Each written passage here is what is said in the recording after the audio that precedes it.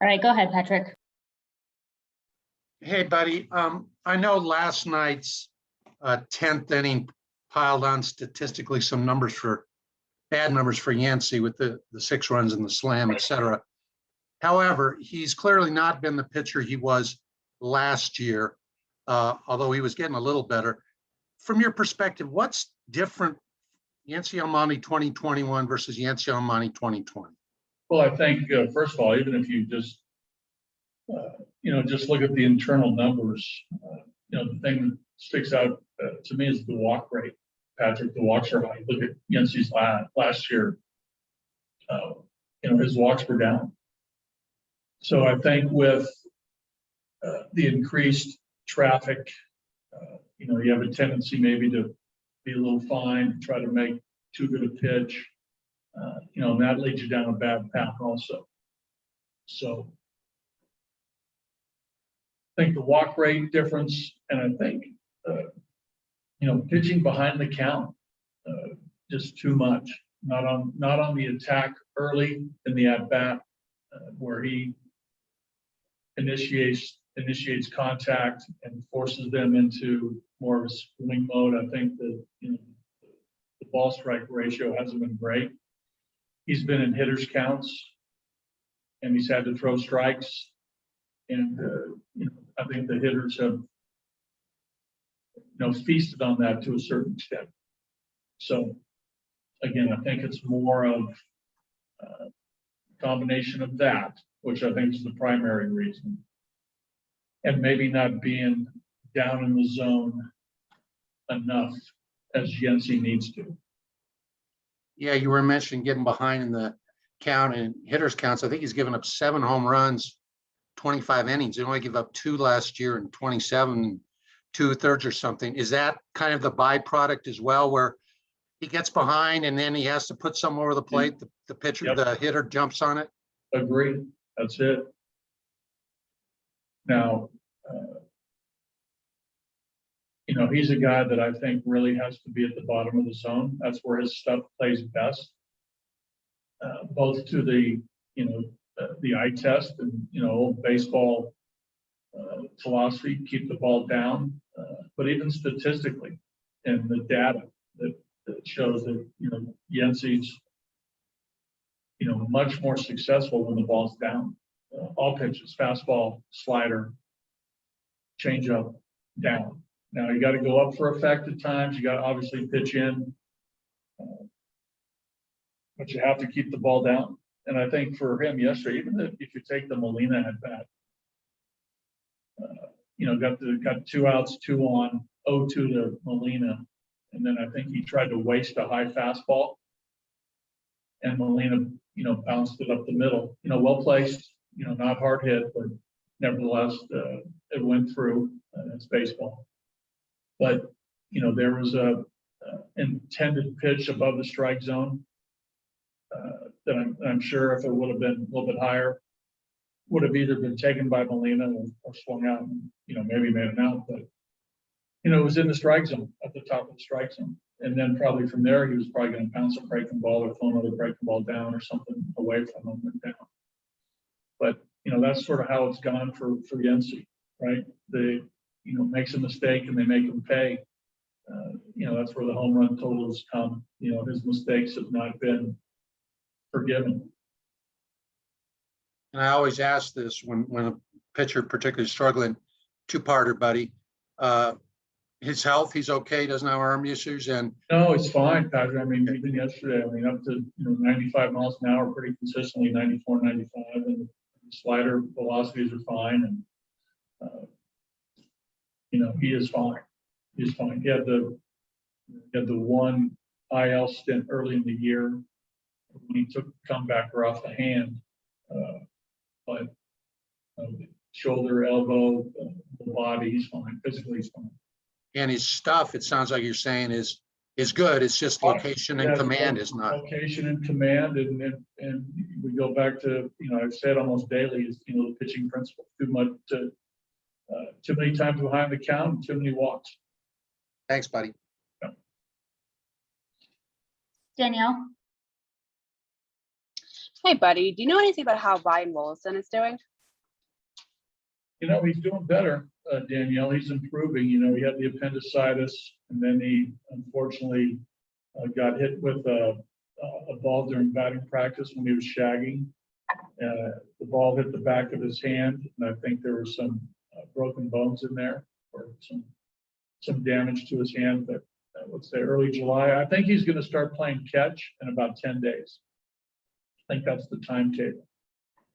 So hopefully he can get back up to speed relatively soon within a throwing program and get back on the mound hopefully sometime in August.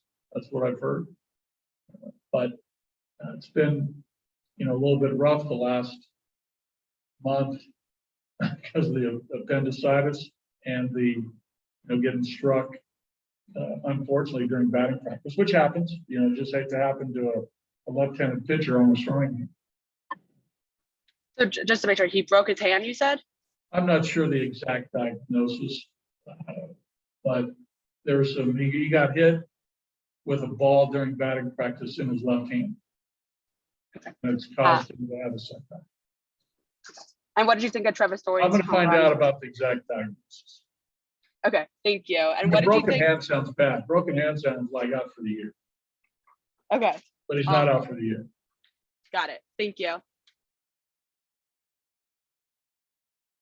Dwayne. Hey, buddy. I understand Michael Givens had a rehab performance the other night in Albuquerque. What sort of report did you get on his performance, and how is he progressing? He's progressing fine. He's going to pitch again tonight, Dwayne, in Albuquerque, another inning. If all goes well, he'll join us in Phoenix. But the other night, he threw the ball fine. I think they nicked him for a run, but his stuff was fine, and his back reported no problems. So you're hoping that he'll be able to rejoin you when you get to Arizona? Yes, that's the plan. Sounds good. Thank you. You're welcome. Thomas. Yes, buddy. After last night, what kind of things do you say to a guy like a Justin Lawrence, who has good stuff, as you said, and you've talked about what he's done and what he's learning? How do you have that conversation the next day or last night or whatever? Yeah, actually, we walked out together last night, so we caught up on a few things. But you know, learning experience for him, right? Probably the first time that he's pitched in front of 50,000 fans on a very emotional night, right? Really close game. I'm sure his heartbeat was pounding like no other game. So, you know, like I said last night, it's a great learning experience for him. That's what I told him. You know, these types of games and these types of moments will only benefit him moving forward. And as far as experience, because experience is your best teacher. Control your heart rate. I think the thing that I told him, you know, primarily was I thought that on his fastball that his delivery looked a little bit, looked like he was trying to create too much velocity, and there was a little maximum effort to his delivery. So, which again is natural, right? He tried to overthrow the fastball to get as much possible velocity as possible. And that I told him is not how you pitch. You're not a thrower. You have to be a pitcher. So we talked about controlling his delivery. We talked about you know what he learned pitching in that type of moment as far as his heart rate and his heartbeat. And he'll be better off for it the next time and the time after that. You know, we obviously the 0-2 pitch to Rondon, you know, he didn't try to throw, you know, middle away. He probably tried to expand the zone and didn't do it. But, you know, there's going to come to a point where he has command of his delivery, command of his pitches, and he'll try to sweep that. If he does throw a slider again, 0-2 to Rondon, he's probably going to try to sweep it a little farther outside. But, you know, this game is played by human beings, and there's going to be some physical mistakes.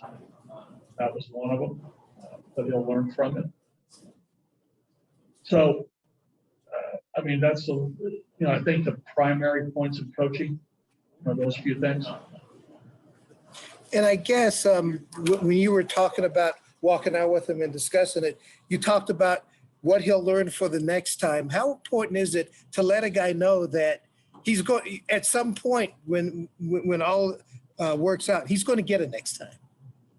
Yeah, I mean, geez, I told him, I told him after the game, I brought him up to the steps where I was, watching the bottom of the ninth inning. Gave him a real brief, we had a quick conversation. I basically told him that. I said, hey, get up on the rail, cheer for your team, get your head up. Know you're disappointed. There's going to be a next time. You're going to be out there again in a situation that we're going to need you, and you're going to have to make some pitches. And we have all the confidence in you that you're going to do it. That's part of coaching. And I'm sure Bosty, I'm sure Daryl have caught up with him today. At some point, I'll touch him again today with a few things as well. But he has a chance to be a contributor to a bullpen. He's talented. He's got a big arm. Like I said last night, he's got velocity. He can spin the ball. But there's definitely some things he needs to clean up. If I could just check in on the other injuries here, Stevenson, also, I guess, Adams, anything else? Adams is doing fine. Adams is feeling good. He's going to go through a full baseball activity today. Again, we feel as though he's ready. We're just not quite ready to make a move yet there, but he's doing fine. And Stevenson got an injection a couple days ago, like I mentioned. He should be on the back end of that, and hopefully he's playing catch in the next day or two. And I wasn't on in the beginning. Freeland's okay for tonight? Yeah. Okay, great. All right. I think that does it for me. Thanks, buddy. You're welcome, Thomas. Kevin Henry. Hey, buddy. No, Chris is in the lineup tonight, batting eighth, and obviously he's had a problem with the strikeout since he's come back. Is it just a matter of his timing being off since the return? Yeah, I think so. Had the at bats in AAA, came back. The at bats have been, infrequent. That's a little tough. We feel tonight is a good matchup for him against the Blanc. You got to use your entire roster, as you know. But a little bit of timing, and the swing looks a little long. Stride and his stride seems a little bit early to me. But again, the last few days he's been working hard in the cage with Mags and the guys, to try to get things timed up. So that's probably the thing that you're seeing, Kevin, is just timing is off, behind the fastball ahead of the breaking ball. Thanks, buddy. Few more from Patrick. Yeah, thanks, Shelby. One more, buddy. Nolan's return, fireworks, big crowds. It feels to me the last few nights at Coors have been really good baseball atmosphere, good, exciting games. Have you felt that too?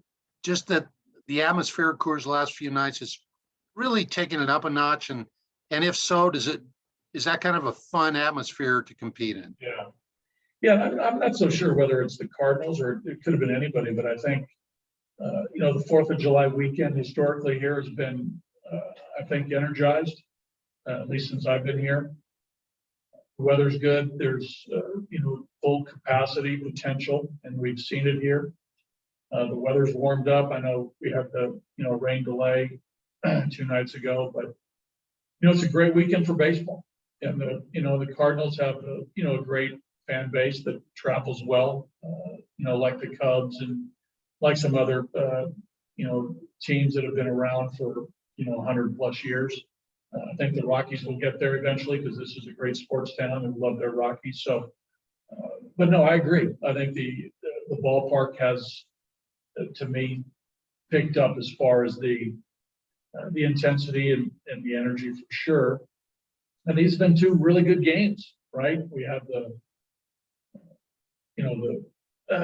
dramatic win on Thursday, and then yesterday, a high drama coming down to the last strike with us potentially winning that game and the Cardinals, getting the time and going to the next innings, which I think always elevates, the crowd, especially with the new rule with the man on second. So totally agree with what you saw or are seeing. And to follow that up, you mentioned a little bit about Justin Lawrence. I would imagine that, I know you've talked a lot about your young players learning and getting a taste of things, experiencing. This has got to be part of all that, right? The idea that a big crowd, close games, intensity, that's a good learning thing too. No doubt. I mean, what a bigger, I'm sure there hasn't been a bigger stage for him, right? 50,000 fans, a one-run game, and a huge moment, for him. He'll remember that one too, and he'll learn from it. And that was, our conversation. Like I said, immediately, in the bottom of the ninth when we were hitting, I spoke to him real quick before the inning started, and then we just coincidentally left the clubhouse at the same time. So going out to the parking lot, we talked and walked together. Great. Thank you, buddy. Okay. All right. Thank you. Thank you.